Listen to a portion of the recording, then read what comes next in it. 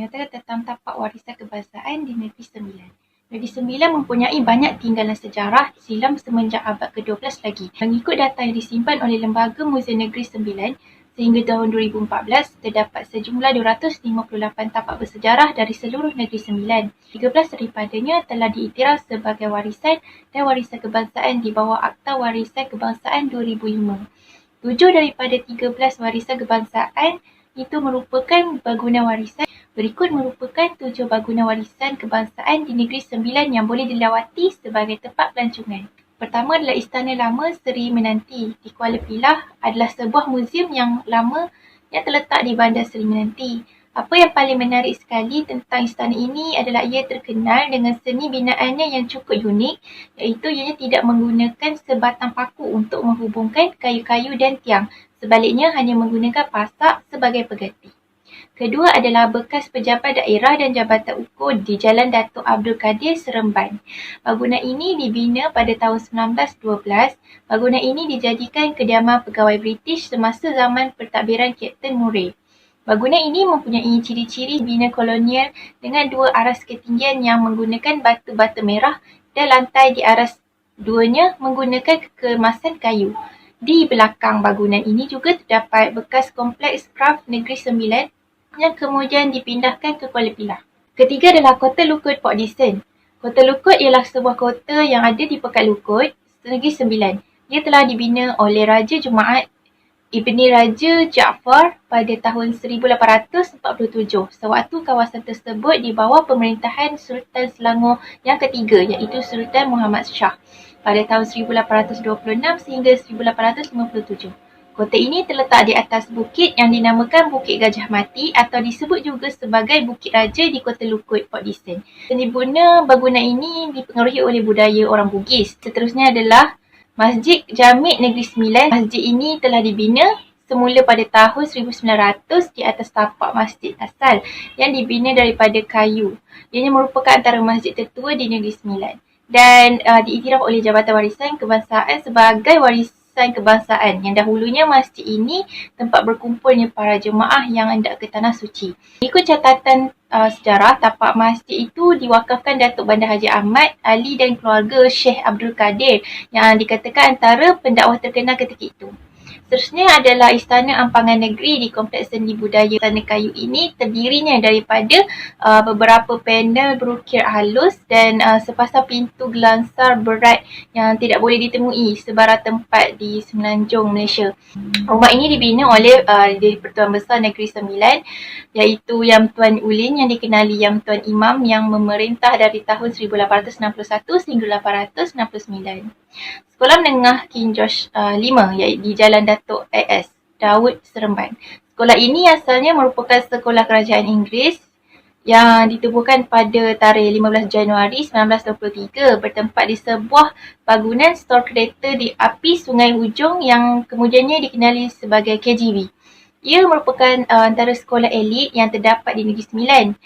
Pada 7 Oktober 1996, bangunan utama sekolah ini mula dibina dan telah dirasmikan oleh WG Ormsby Corp pada 23 April 1928. Akhir sekali adalah White House Seremban. Pejabat SUK lama yang terletak di Jalan Datuk Hamzah mula dibina pada tahun 1912 oleh Arthur Benison Hubbard. Bangunan ini mempunyai ciri-ciri reka bentuk bangunan British yang kini menjadi hak milik Kerajaan Negeri Sembilan. Pada dahulunya, bangunan ini merupakan Pejabat Menteri Besar Negeri Sembilan dan Pejabat Setiausaha Kerajaan Negeri Sembilan pada tahun 1959. Bangunan ini juga menempatkan Mahkamah Tinggi Seremban dan Majlis Negeri iaitu Dewan Undangan Negeri. Hai, Assalamualaikum warahmatullahi wabarakatuh. Nama saya Ratu Najhah binti Baru Zaman. So, pada pembentangan pada kali ini, saya pula akan membentangkan mengenai makanan tradisional yang berada di Negeri Sembilan. Okay guys, cuba anda cek balik. Mungkin yang anda makan tu adalah makanan yang berasalnya daripada Negeri Sembilan tanpa kita sedar. Okay, so makanan tradisional Negeri Sembilan ini sebenarnya sudah menjadi pemakanan harian di negeri mereka juga. Bahkan sudah menjadi pemakanan harian kita di negeri-negeri lain. Semestinya kalau anda di negeri Selangor, makanan daripada negeri Sembilan ni tidak asing lagi bagi kita. Kita makan pada waktu tengah hari, pada waktu malam ataupun pada waktu yang sesuai dengannya lah. Dan pasti anda akan dapat melihat pemakan ini di setiap kedai. Pasti akan ada, sama ada tak ada ataupun ada, tapi semestinya pasti akan ada lah. Kerana pemakan ini juga lah pemakanan harian bagi kita.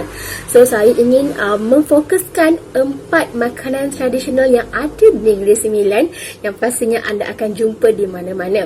So, yang pertama adalah masak lemak cili api. Saya merasakan anda pasti tahu apakah itu masak lemak cili api. Okay, seperti saya cakap tadi, anda semua pasti macam rasa anda makan masak kuning, tapi sebenarnya anda kena cek balik kemungkinan anda makan masak lemak cili api. Okay, so makanan ini saya katakan apa-apa makanan daripada tradisional Negeri Sembilan tidak asing dengan kepedasan mereka. Dengan cukupnya rasa santan, cukupnya rasa pedas, cukupnya rasa gula itu, rasa garam, rasa manis, semualah sangat cukup. Ia membuatkan kita rasa selera, rasa suka dengan makanan itu. Bagi orang yang tak makan pedas, tak apa. Kemungkinan ada juga yang tak pedas makanan ini. Tapi makanan aslinya daripada Negeri Sembilan semestinya pedas. Dan ia merasakan macam tidak cukup jika makanan ini tidak pedas. Saya sendiri pernah mencuba makan di negeri mereka dan setiap makanan yang dihidangkan tidak ada satu pun yang tak pedas. Pastinya pedas, tetapi ianya menjadi pembuka selera kepada pelanggan yang hadir. Kerana ini adalah satu kebanggaan pada negeri Sembilan itu sendiri. So, masak lemak cili api ni juga tidak disediakan hanya pada ayam, tetapi daging, telur masin ataupun daging itik ataupun pelbagai lagi yang saya tak pernah jumpa. Tapi saya rasa inilah antara 4 jenis pemakanan yang disediakan untuk masak lemak cili api ni. Okey, kita teruskan dengan kita punya pemakanan, iaitu rendang cili padi. Okay, nama pun dah rendang, semestinya ia dibuat pada hari raya, menjadikan ia dalam makanan utama ataupun sajian jamuan utama pada hari raya. Kita makan nasi impit pun cukup. Kita makan dengan nasi biasa pun dah rasa cukup, rasa sangat nikmat dengan makanan itu sendiri. Okey, bau dia. Okey, pemakanan dia juga pernah dihidangkan juga semasa saya makan di Negeri Sembilan. Okey, pemakanan juga sangat-sangat sedap, pedas tetapi memuaskan. Okey, yang ketiga adalah tempoyak daun kayu. Inilah kemungkinan favourite setiap kali. Walaupun saya tak makan dengan makanan yang lain, tetapi saya boleh makan ini sahaja dengan nasi. Sangat sedap, sangat menyelerakan dan sangat memuaskan bagi saya lah. Dengan adanya petai, tambahan petai. Mungkin ada yang tak suka petai, jadi macam tak boleh nak makan. Tapi saya rasa kerana pemakanan yang sangat unik, daun dengan petai itu adalah satu ulam. So, saya rasa satu kombinasi yang sangat menarik bagi Negeri Sembilan. Sebab dapat menghasilkan satu pemakanan yang saya rasa sangat unik dan sangat sedap. Saya tak tahu macam mana petai tu boleh combine, tapi sangat-sangat sedap. Dan ini adalah kemungkinan makanan kegemaran saya dan makanan kegemaran anda juga. Okay, so last kali kuih sopong. Okay, kuih sopong ni saya rasa mungkin ada yang pernah makan, ada yang juga tidak pernah makan.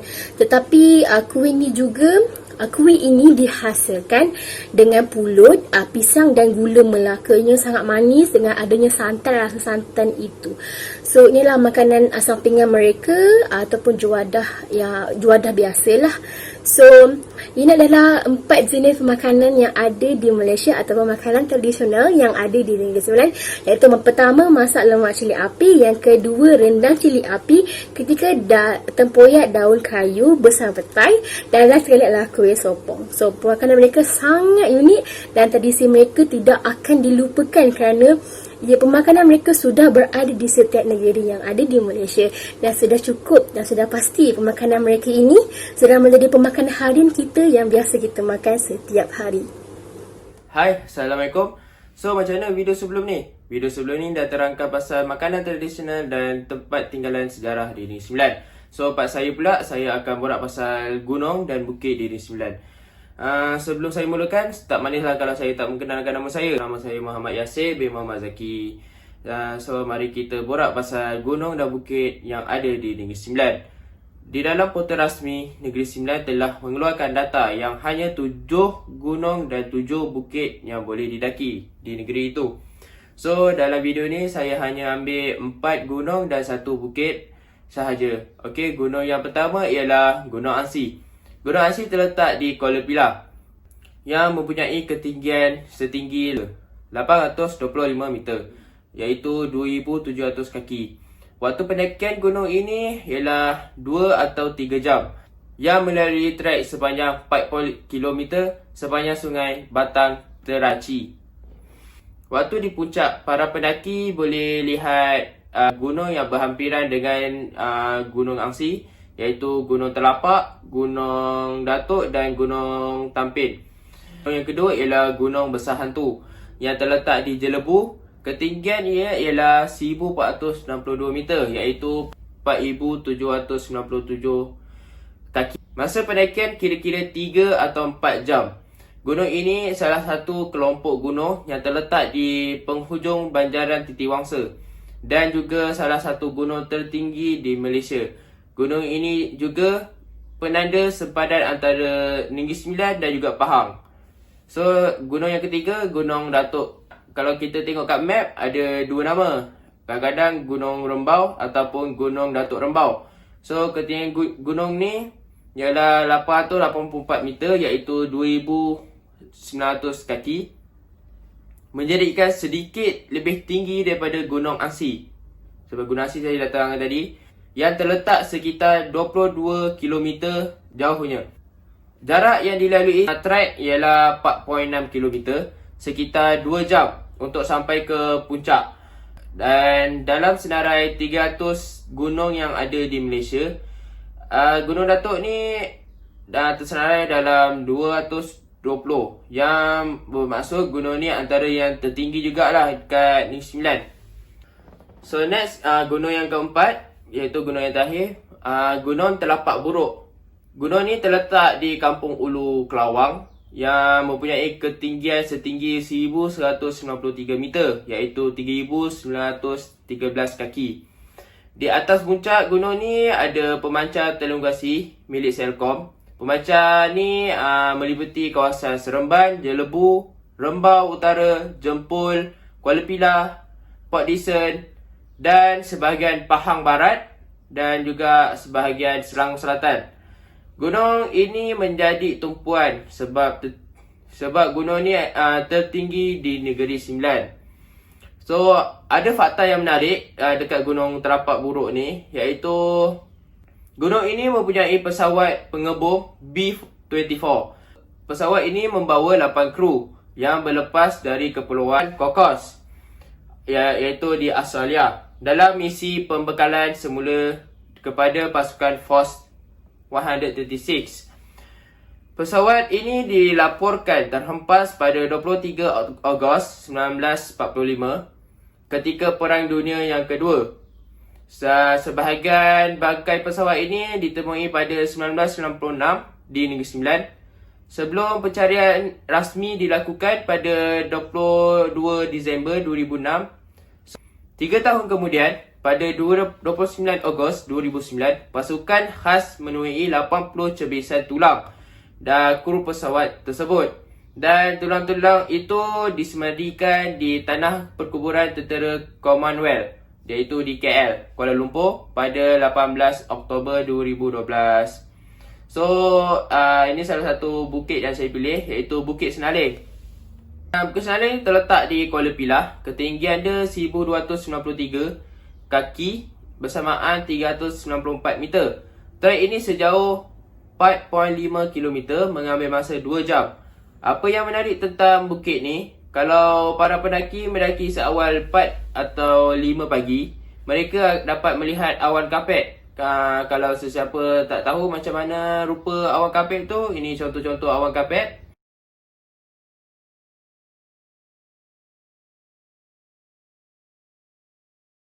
Tetapi kalau cuaca hujan, susahlah untuk kita lihat awan kapet ni.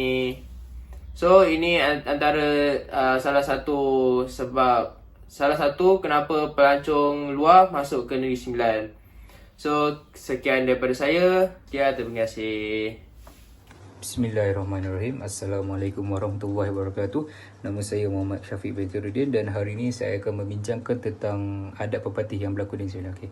Adat merupakan peraturan yang diamalkan oleh sesebuah masyarakat sehingga turun-temurun, sehingga ia merupakan suatu hukum yang perlu dipatuhi oleh rakyat Negeri Sembilan. So, adat pepatih. Adat pepatih adalah adat yang amat terkenal di Negeri Sembilan. Pada asalnya, adat pepatih ini berasal daripada Minang, iaitu di Indonesia. So, apabila orang Minang berhijrah ke Negeri Sembilan, pada abad ke-12, so dia akan membawa amalan-amalan itu dan membawa ke Negeri Sembilan. Jadi, antaranya adalah ia mengamalkan kahwin tidak boleh sama suku, yang bermakna kita hanya perlu kahwin dengan suku yang lain.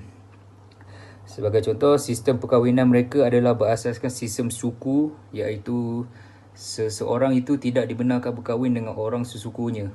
So, seperti yang kita tahu, di Negeri Sembilan ada 12 suku utama. So, iaitu seperti Biuduanda, Payakumbuh, Mungkal, Tiga Nenek, Seri Melenggang, Seri Lemak, Batu Hampa, Batu Belang, Tanah Datar, Anak Aceh, Anak Melaka dan Batu Tiga. So, dalam keseluruhannya ada 12 suku yang berada di Negeri Sembilan. Saya, sebagai contoh, saya bersuku Seri Lemak kerana atuk saya bersuku Seri Lemak dan kiranya sampai ke mak saya. Jadi, saya tidak dapat suku Lemak punya ni. And then, dalam suku juga terdapat perut, iaitu perut lagi dipecahkan lagi pada ruang dan seterusnya dipecahkan lagi pada rumpun. So, setiap perut dalam satu-satu suku itu mempunyai ketua masing-masing yang diberi gelaran sebagai buapak. So, perut dalam erti kata lain, perut juga dikenali sebagai anak buah. Dan seperti yang kita tahu, dalam ketua buapak juga terdapat ketuanya sendiri, iaitu bernama lembaga. So, lembaga lah yang akan menguruskan sesebuah daerah yang pada zaman itu kiranya pada ketua yang besar lah. So, selain itu, selain ada pepatih mengamalkan perkahwinan tidak boleh antara satu sama ni, juga ada pepatih mengamalkan sistem pewarisan harta seperti rumah, harta, tanah dan hanya diberikan kepada wanita. Harta pusaka boleh dikategorikan dalam dua jenis harta pusaka besar, iaitu harta pusaka dan harta pusaka sendiri. So, yang sebagai contoh yang tergolong dalam harta pusaka besar ialah tanah yang diwarisi dari ibunya sebagai harta milik suku. So, lazimnya merujuk pada tanah kepunyaan sesuatu suku. Harta ini diwarisi turun-temurun dari ibu yang pertama, yang kedua ke anak perempuannya, ataupun kepada saudara perempuan terdekat si mati. So, sebab itu kalau kita boleh tengok di Negeri Sembilan, especially di Kuala Pilah, kebanyakan rumah tinggalan pusaka di Negeri Sembilan terlalu banyak yang kosong. Yang kosong terbiar, tiada orang duduk. Disebabkan apabila anak perempuan itu berkahwin, dia mestilah berhijrah mengikut suaminya, yang padahal suaminya itu tidak boleh duduk di Negeri Sembilan, padahal rumah itu diwariskan oleh perempuan itu. Setelah kita melihat kepada sistem pembagian harta menurut adat pepatih di atas, dapatlah kita fahami bahawa pembagian menurut adat ini mempunyai sistem yang teratur dan dapat diterima oleh masyarakat semasa kini. Antara ciri utamanya ialah ia lebih mementingkan kaum wanita dalam pembagian harta daripada kaum lelaki, sebagai yang kita tahu dalam lirik lagu Waris dengan Datuk Atan, korban gadis korban hayo, lepas carai semua rata jadi milik dia. Jangan salah anggap napa lebihkan perempuan, sebab lelaki boleh hidup kalau campak dalam hutan. So, ini bermakna wanita lebih mendapat hak yang lebih, kerana lelaki sebagai kita tahu, kita boleh berdikari, boleh mencari rezeki dengan lain. So, wanita lah yang patut mendapat harta itu daripada lelaki, kerana lelaki apabila boleh campak dalam hutan, lelaki pun boleh hidup. So, itulah daripada saya. Sekian, terima kasih. Assalamualaikum warahmatullahi wabarakatuh. Nama saya Aimi Anissa binti Ahmad Firdaus. Seterusnya, saya pula akan menceritakan tentang pantai-pantai yang menarik yang terdapat di Negeri Sembilan ini yang menjadi tumpuan orang ramai. Selain daripada terkenal dengan Gunung Ganang, makanan dan tempat-tempat bersejarah serta adat berpatih, Negeri Sembilan juga mempunyai pantai-pantai yang sangat cantik dan terkenal di seluruh Malaysia. Salah satunya adalah Pantai Teluk Kemang. Pantai Teluk Kemang ini adalah pantai yang paling terkenal di Port Dickson. Ia juga merupakan pantai yang terbesar di Negeri Sembilan ini. Pantai ini juga mempunyai banyak aktiviti yang menarik. Contohnya seperti menunggang jet ski, kita naik banana ride yang ditarik oleh bot, ada parasail ataupun parachute dan juga buggy. Pantai ini juga mempunyai banyak kemudahan awam. Contohnya tandas awam yang bersih, ada laluan pejalan kaki yang selamat untuk orang yang berjalan kaki untuk ke pantai. Juga mempunyai banyak gerai-gerai makan untuk kita memperoleh makanan dan juga kedai-kedai untuk kita membeli cenderahati sebagai kenangan yang kita pernah datang di Pantai Teluk Kemang. Selain daripada itu, Pantai Cahaya Negeri juga terkenal di Negeri Sembilan ini dengan air yang jernih bak kristal dan berpasir putih yang bersih dan terasa sangat halus dan lembut bila kita pijak. Kiranya macam bila kita pijak pasir tu, kaki kita tenggelam lah sebab dia sangat halus. Pantai Cahaya Negeri ni terletak 15 km sahaja daripada bandar Port Dickson. Pantai Cahaya Negeri ini juga boleh dikatakan sebagai salah satu pantai yang tercantik di Negeri Sembilan ini. Dan pantai ini juga menjadi tumpuan untuk orang membuat photoshoot, kahwin, modeling. Walaupun dia tak adalah semasyhur Pantai Teluk Kemang, tapi dekat Pantai Cahaya Negeri ini juga adalah taman rekreasi yang sesuai untuk kanak-kanak. Ada gerai-gerai makan untuk lepak-lepak. Lepas tu dia juga ada jambatan kayu yang menghubungkan Pantai Cahaya Negeri ini dengan Pulau Burung. Terusnya, di Negeri Sembilan ini juga mempunyai pantai yang bernama Blue Lagoon. Tidak kurang hebatnya Blue Lagoon ni dekat Negeri Sembilan ni. Dia cuma terletak 17 km saja daripada bandar Port Dickson. Pantai Blue Lagoon ni dia sedikit terpencil berbanding pantai-pantai yang ada di Port Dickson. Dekat Pantai Blue Lagoon ni juga kita sesuai untuk berehat, untuk bersono, bersantai-santai je dekat pantai ni. Kalau kita stres kerja weekend, kita nak cari ketenangan dan kita bolehlah datang Pantai Blue Lagoon ni.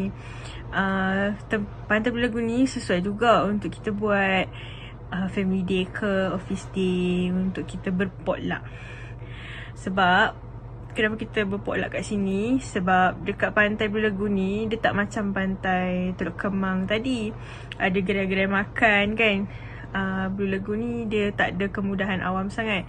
So kalau nak datang makan kat sini, kita kena bawa sendiri, lebih mengeratkan silaturahim. Seterusnya kita ada Pantai Tanjung Gemuk. Okay, Pantai Tanjung Gemuk ni terkenal juga dan sering dikunjungi oleh pengunjung. Pantai Tanjung Gemuk ni adalah pantai yang selamat, bersih, cantik dan sesuai untuk kita bermandi-mandi dekat sini. Apa yang uniknya Pantai Tanjung Gemuk ni adalah sebab dia ada pokok-pokok besar dan dahan dan daun yang menyerupai bumbung yang kita boleh berteduh bawah tu, yang boleh melindungi kita daripada sinaran matahari. Di Pantai Tanjung Gemuk ni juga ada aktiviti lain seperti menaiki tour boat mengelilingi pulau-pulau yang berdekatan. Di samping itu, Pantai Tanjung Gemuk ni juga merupakan tempat penetasan penyu.